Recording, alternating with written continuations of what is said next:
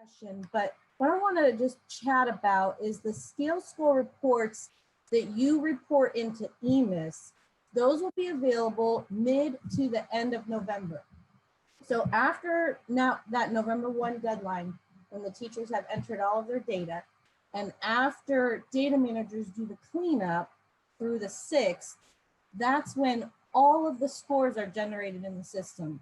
And it takes some business days. So typically it's like about a week. And then we will send an email to all of the data managers letting them know score reports are available. And we often have either a PDF or sometimes even a little video with step-by-step directions on how to access those reports. I know that Carissa has shown how to find those reports in a previous webinar, so we're not going to do that today because it will be available to you.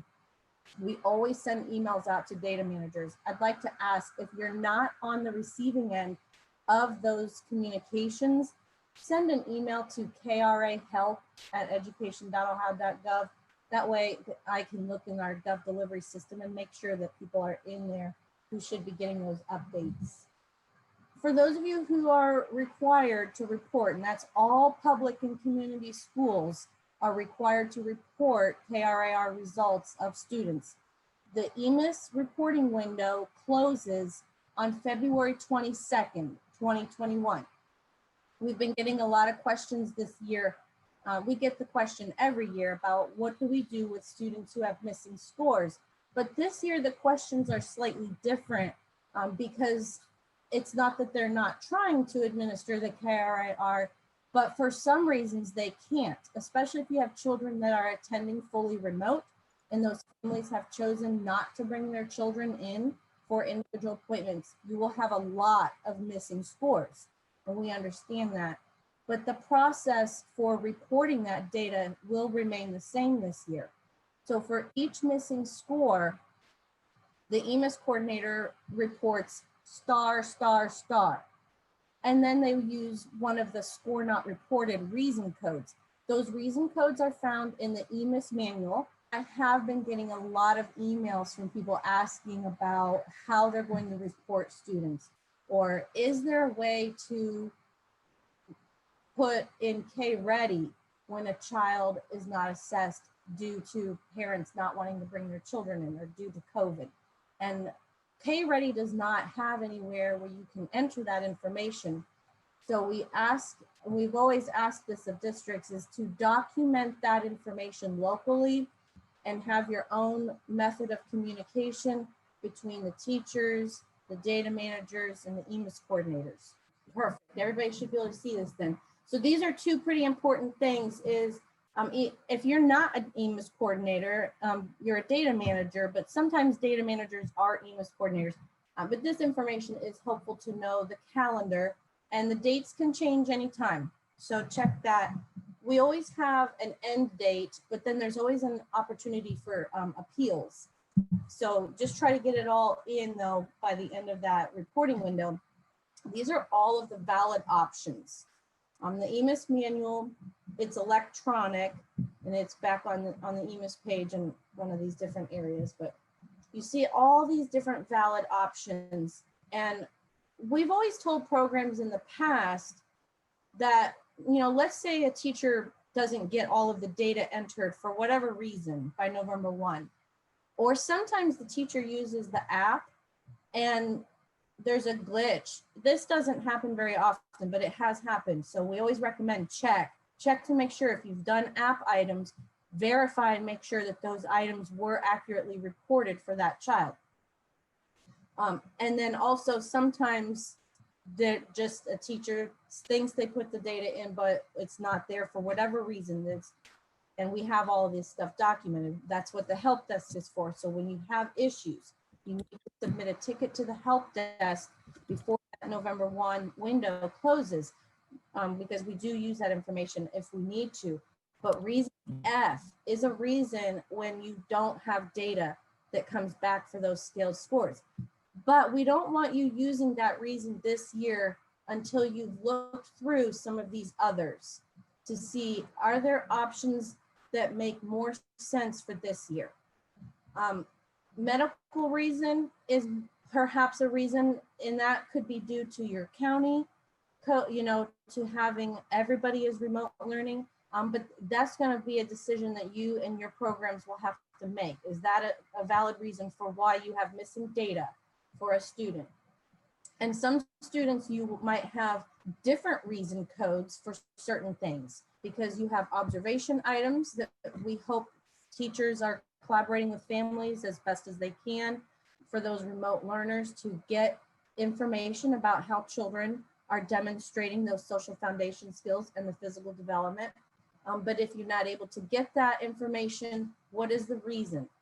Document that locally, consult the valid options here, pick the ones that best fit the situation, and use F only if you've looked at the other reasons and they don't fit. If a student doesn't complete the KRA because of parent refusal, does this count against the district? And this is something that comes up a lot, which I thought we could answer out loud to everybody. So the KRA does not count against a school district and their report card. The only time it would count against you is if you're using the KRA-R as your diagnostic assessment that goes towards that reading.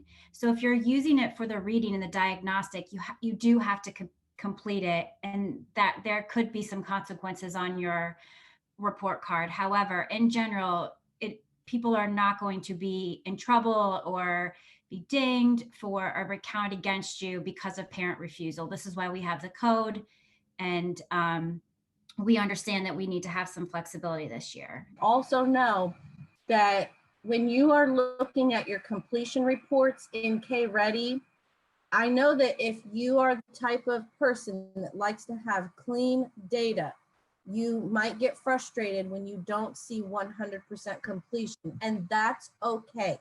You won't have 100% completion if you have children with missing items due to either parent refusal or the lack of being able to bring children in safely because of COVID and your county's health, status, and things like that. So don't be stressed out if you don't see 100%. I know I've been getting emails from a lot of people that are concerned that they don't have that 100% completion. And KRA-R is, remember, KRA-R is where the data goes from the teachers, and that's what you can use locally for analyses.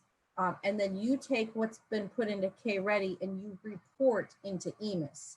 But then you will tell EMIS why students have any missing scores. KRA-R doesn't need to know any reasons of why children have missing data, because that's for your local, use there. But for EMIS reporting, just let them know why, and no, you will not have any sort of dings against you or on your report card. The biggest problem that you have with incomplete data is you'll have incomplete data. And so you will have to be very mindful and use other resources when you're doing a full look at your children, your kindergartners that are coming to you for this year. You'll have to piecemeal from other local assessments that you're using to get information. There was a question stating the teacher put in NS for the scores that they weren't able to do for the student due to COVID. And they were unsure how a teacher is supposed to update those scores. All right, so as the teacher's interface, I'm logged in as myself as the teacher. I am going to select my data collection token here. So we're going to go to the data entry spreadsheet. Here you see a list of all of the students up top here, and then what the items are down here. So we're going to go here with Sleepy because you can see there's an NS entered here, and I do not, that was actually should not be there. So I'm going to go ahead, select this drop down, and you see there's 1, 0, and then NS, but there's this little blank space right at the top. Select that item goes back to blank. And you can see that flash green. I'm going to give you another example here. We're going to go down just that, and just where it says blank there, it flashes green, which means that score saved. So now we have these two items that we know we weren't able to do for these two students due to COVID. We just needed to change them from NS to blank. So you can also show that to your teachers if you want to have them come in. You can also reach out to us, and I can show those teachers how to do that as well. Anybody here at the help desk can definitely help with that. Overall, I would select create ISR, and then it gives you this little alert. This will create ISRs for all your students on your roster. Any students who do not have scores for all the items will be skipped, and an ISR will not be completed for them. Again, once an ISR is created for a student, you are not able to update any scores for the student. So this is what Elizabeth is referring to, that once it's created, it's you want to make sure it's locked. I mean, you can't enter any updated scores. So double check. The teachers get this alert regardless. As you can see, there are some that I have that don't have any scores or have not completed. So it gives you that extra little button there, but you can see that I was at least able to complete one of them because all those scores were entered. So what she's saying there, that 27 out of 27, you see in the ISR column, there would have been a little button there for her to generate that child's ISR. That button is not shown on the rows for the other students because they are not complete. And so over the next couple days, I would just hold off on teachers clicking that create ISRs for all students because they might still be putting some data in. After the November 1 window and after the cleanup window, that's when all ISRs will be generated automatically within the system. So just be really cautious about creating ISRs for all students unless you have all the data in, you feel confident. Otherwise, just wait until the window closes. I'll answer live the question about the individual student report. So for this year, because it is a revised, shorter version, we worked together and we worked with the advisory group and we worked from recommendations from stakeholders to not include the domain level scores. The domain level scores don't provide any purpose at this time other than the language and literacy. And the language and literacy, you can get the skilled score report. Obviously, that's not something you give the family. But yeah, that is why on that individual score report for this year, it will only show the overall score. How does the star get entered? That is what the EMIS coordinator does. And so that's done. Ed and Carissa, you might be able to clarify that a little bit more because you report through your local student information system and that gets pushed through to EMIS. Where I do think this might be a challenge is that teachers are going to have to let data managers know the reason behind them not being able to get it scored, whether it's parent refusal or if they were remote or whatever the reason was, medical reasons, all those reason codes. That would have to be, this is one of the things we suggest is make sure you're documenting the reasons why it's not complete. And that's where that teacher would, I'm assuming, keep some of that data to be able to pass along to whoever enters it into the EMIS. Well, okay, so somebody asked, how do they, also see the point of authority for a student? So like I showed earlier, you can do, I think pulling the enrollments data download report is extremely helpful to look at all your students at once. If you want to look at just one of your students, you can see that. So if you go on the left-hand side to your organizations, select view districts, view locations next to that location, and then view students. And we're going to go with Grumpy just because he's my closest one here. We're going to select open next to that student. And here you see 4 tabs. This is the detailed of that student. The data collection shows what a data token is there, the enrollments and who the teacher is, and then the point of authority. So you see the point of authority is with my district here. So if you have a transfer student, you might actually get the forbidden, but you would be able to see that transfer or that the point of authority is not with your school. And when you see that, what you would need to do is reach out to that previous district and have them accept that transfer. So reach out and you'll be able to see who that was when you go into your transfer, and you can see your transfer history or your request. You'll be able to see them in other places there. Or not, but to get the actual scores for each item, there's a domain data export. Okay, so on the left-hand side, again, we'll go through the reports, and if you guys can see my screen here, the drop down, we went to KRA domain data report. You can select your data collection token now, and you can select also if you want to show these columns just for a little extra data. Select your district, and again, you can select your location if you have multiple locations. Once that is done, it's going to pull up, download that report. And this is what you see. So you have the list of your students here. You have what the actual domain is. So you have mathematics up here. If you look down at the bottom, you see that there is mathematics, there is language and literacy, social foundation, and physical well-being. So these are the overall, like it says, domain data per those items. So you can see the item listed and what it is at top. And you can see that, you know, the average score for identify a set that is more than, the average you can see is 1.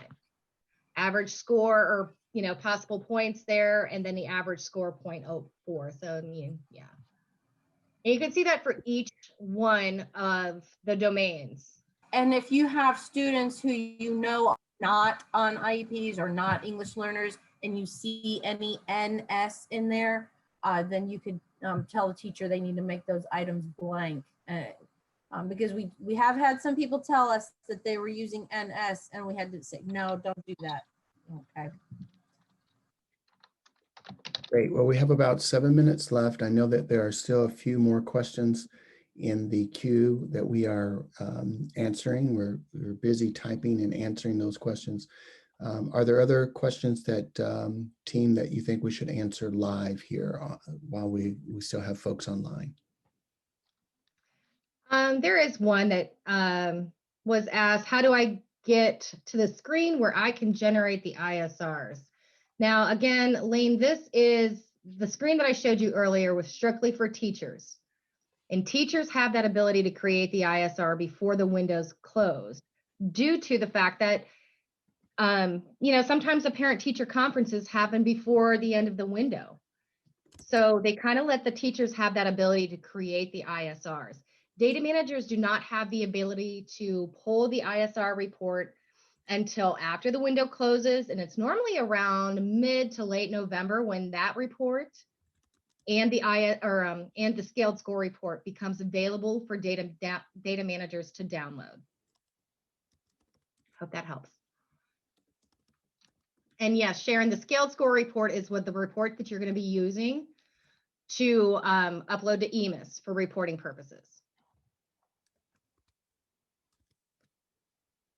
And if you have any students that are showing both the KRA-R data token and the ELA, data managers aren't able to get rid of those. So you want to reach out to the help desk and let us know the list of students that have 2 data collection tokens assigned. We will need to remove those. So again, look in the chat, and you want to contact us, and we can go through and remove those extra data tokens that do not belong to the student. And okay, so I'm sorry, I was confused. I will go ahead and send the information in the chat on how a teacher creates and prints the ISRs. But actually, Ed, if you would like, if you want to show them where to find that guide on our site, that might be helpful as well, so they can kind of see exactly there is something there for them to show.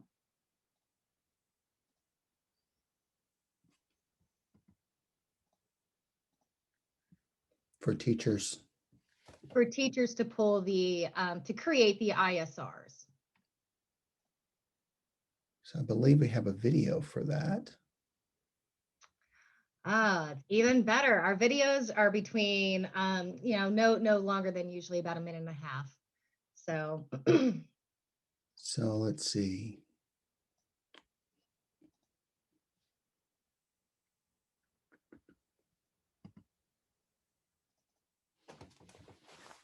So here's a document on how to create the ISR. This is again for teachers. So this is what teachers would do to walk through the process of creating the ISR. And so we can provide a link to this document so that you have that. I'll put that in the chat area for everyone. Fantastic. Thank you, Ed.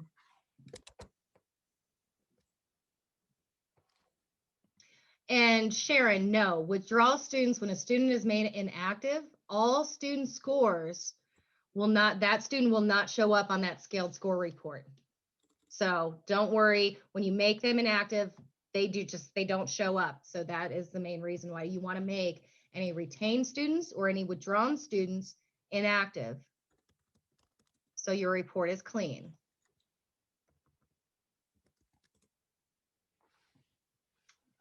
So I think we answered those.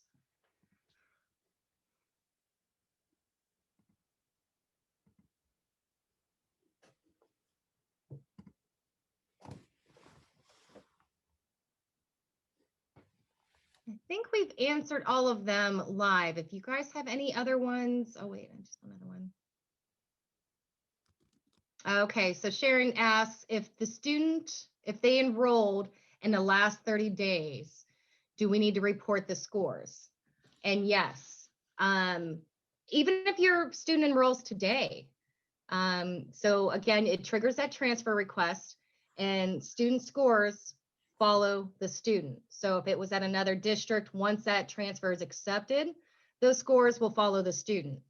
And if that student is brand new and let's say does not have any scores entered at that time, you do as much as you can. You let that teacher know they do as much as they can of the assessment and, you know, try to get it done by November 1. Whatever they can't enter, they leave those scores blank. And then they just relay that to their data manager as to why there is missing scores for those students. So if we transfer the student, how will we get the scores? Well, first, you don't transfer student. The other district is responsible for requesting a transfer. As your students leave the district, all you want to do is just make the student inactive. And it is up to that other district to request the transfer for that student by uploading the student through the bulk loader or when they upload the student manually. So at that point, you have done your part, you made them inactive, and it's just up to them. Great. We have a question here asking or stating that I've run the enrollment reports and it's coming up empty despite roster being uploaded and students showing as active and enrolled in classes. Will these not be available until later on or until later, or this is an issue to investigate? So two things, if you could just submit your name so we know who you are, it may be an issue for us to take a look at. The other piece of that might be a missing enrollment token. And so even though you have students loaded and such, if the enrollment token is not assigned to the students, they will not show up on that enrollment report.